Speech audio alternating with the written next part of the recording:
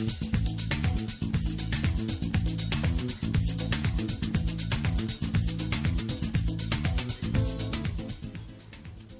there ladies, it's Manisha here. Welcome back to my channel. So today I'm going to be playing with some She Modern glitters. I'm going to be doing a quick and easy nail art with them, and I'm also going to be using some of the creative stencils, not some, sorry, just one of them. I just thought I'd show you these beautiful Holo glitters. They're absolutely gorgeous. So I've got a few different colours here. I will list everything for you down in the description box below. One of them's not holo, there's an imposter there. Because I didn't have that colour as holographic. So I've snuck it in because it kind of gives a nice colour palette. So I've got gold holo, pink holo, orange holo, purple holo, blue teal holo, blue holo, silver holo, and blue sky iridescent sparkling. I've just knocked everything around. So I'm going to be doing it on some black nails, which I've already painted a couple of coats and they're fully dry. I've just got a couple of little handy hints that I keep forgetting to mention when I do my videos, because I try to keep everything short as possible, because not everybody has 20 minutes, 30 minutes to watch a video, so I sort of try to keep it under the 10-minute mark if I can.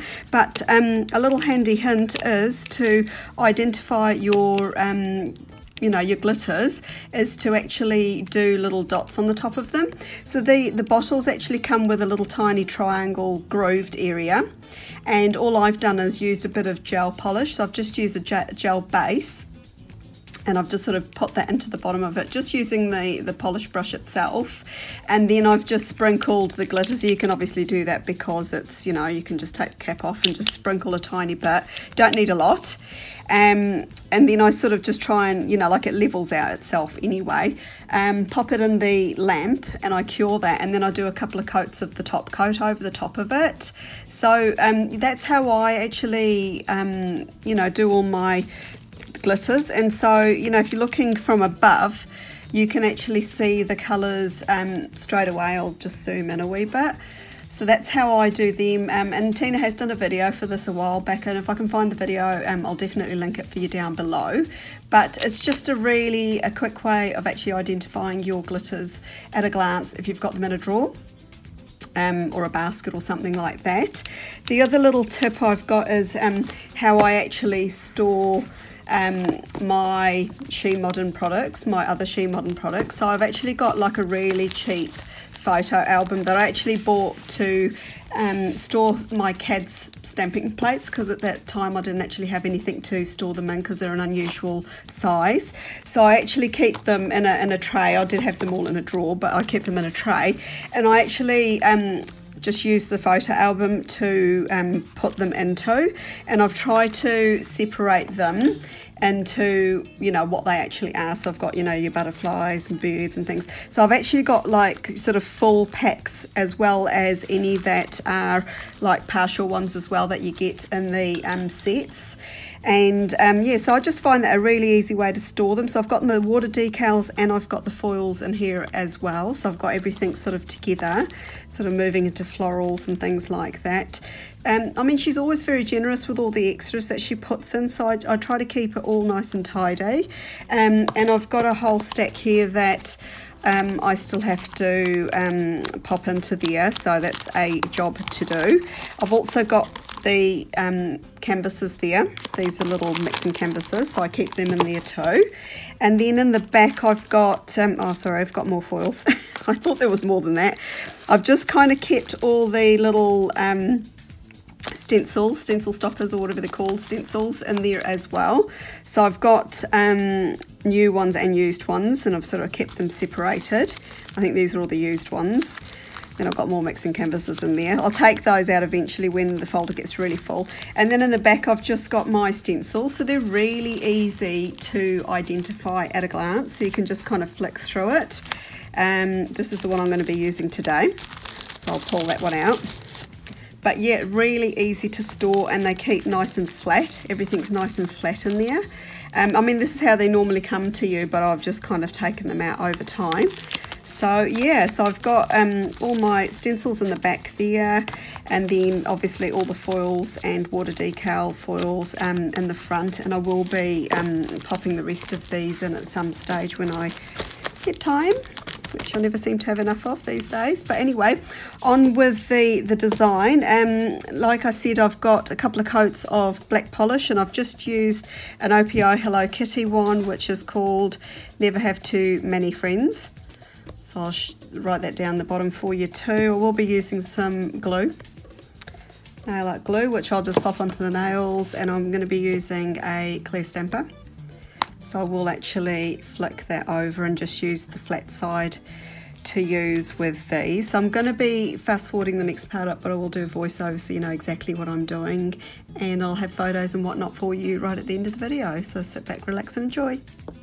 So I'm just going to apply the foil glue on the nails that I'm going to be doing the glitters on, and in case you're wondering why that's actually not sticking to the nail, it's because I've put moisturiser on my hands before doing this, which is not a very good idea. But anyway, the foil glue is ready to use once it goes clear, and it usually takes about 3 to 5 minutes or something like that. So once it's clear, you're ready to go. So I've just popped the stencil onto the I can't find my words today, onto the stamper, and I'm just going to use a tiny amount of glitter. You don't really need a lot, just a teeny weeny bit. Just going to sort of level that out, and then anything that's on my finger, I'm just going to use my lint remover to remove that. Try and keep it nice and clean work surface when you're dealing with glitters, otherwise they do tend to go places you don't want them to go, especially when you've got glue on your nails. So if you're going to be doing a design like this, I'd probably advise using the foil glue on one fingernail at a time, and that just sort of saves any heartache later when the glitter starts flying onto the nails that you don't want it to go onto. So I'm going to use my next colour, which is the orange Holo. So I'm just doing the same procedure again as I did with the other one. Just going to sort of smush it around and level it out and fill in all the gaps, and then I'm just going to wipe my finger again. And then I'm carefully lifting the actual stencil itself. So I forgot to sort of film how I clean it, so I just kind of give it a little bit of a wipe down, and then anything that's on my fingers, I do wipe it again on that lint remover. You can use the lint remover on the stencil, but sometimes it can be, yes, if your lint remover is super sticky and quite new, and it can kind of really get stuck to the stencil and distort it, so I don't advise doing it that way. It's easier just to use your hands or have a cotton round or something like that that you can just use to wipe that extra glitter off before reusing it, because then you don't contaminate the glitter and use different sort of colours where you don't really want them. Now, I had a problem with this, and I'll talk about it right at the end of the video, but I did end up using a small hexagon shape just to fill in a gap that I had there, and I'll explain why I had a problem with that later on. So on this middle nail, I'm actually going to do triangles. So I'm just going to use the same method again as I have with the other ones. I didn't really, I don't know about you guys, but I really hate leaving, doing something too symmetrical. When you've got geometric shapes, sometimes something like this, it's actually quite nice to do it off centre.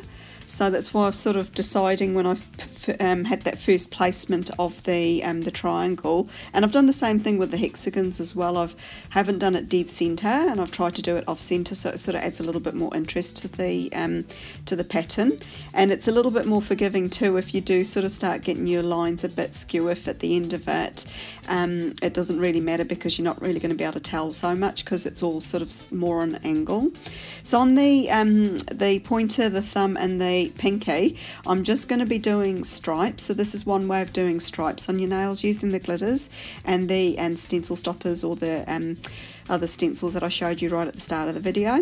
So I'm just going to dab the glitter onto the exposed glue area, and then I'm going to add a second stripe after I've done the first one, and I'll just do the same method for the thumbnail and for the pinky, but I don't actually show how I'll video that. Now I usually just keep a cheap top coat aside just for glitters, so this is not my Seche Vite one, this is just a cheap one, and then once that's had a chance to dry, I just go ahead and do 1 to 2 coats of Seche Vite, and then that basically seals it all in nicely, and then you're good to go. Okay, so I'm back with the finished design, and I sort of changed things around from what I originally had planned for the design to what it became. And so I sort of added some stripes on these two nails, three nails should I say, and instead of doing the hexagons I ended up doing triangles on that one, because I think I need to go back to school because I've forgotten about tessellation. And in my head, for some reason, I thought, oh, the five-sided shape will tessellate, which means they'll all fit together, but they don't. It's actually a six-sided, so like a honeycomb. So I had a little bit of an issue when I got to this part here because there ended up being a wee bit of a gap there. So I thought I would change the pattern for that nail there, and I was a lot happier with the way that nail turned out as opposed to that one. But saying that though, I really like the colours. I think the colour combinations, both the cool and the sort of the warm tone ones, both work really well together, and the fact that everything pretty much apart from the light blue colour there is holographic just adds to it. So I'm going to leave you with some pictures in that now at the end of this video, and also just leave me any comments and questions that you might have down below for me as well. Definitely visit She Modern's website. I'll obviously have her link and everything, and YouTube channel link and that for you down below, and you can see what other products she's got on offer. She does a huge range of nail art foils as well that can be used with these products that I've showed you today, and on their own in other nail art designs too. So definitely worth having a look at those and seeing what's on offer there. I've got a She Modern playlist which I'll link for you down below too, and if you haven't already done so, definitely subscribe to my channel.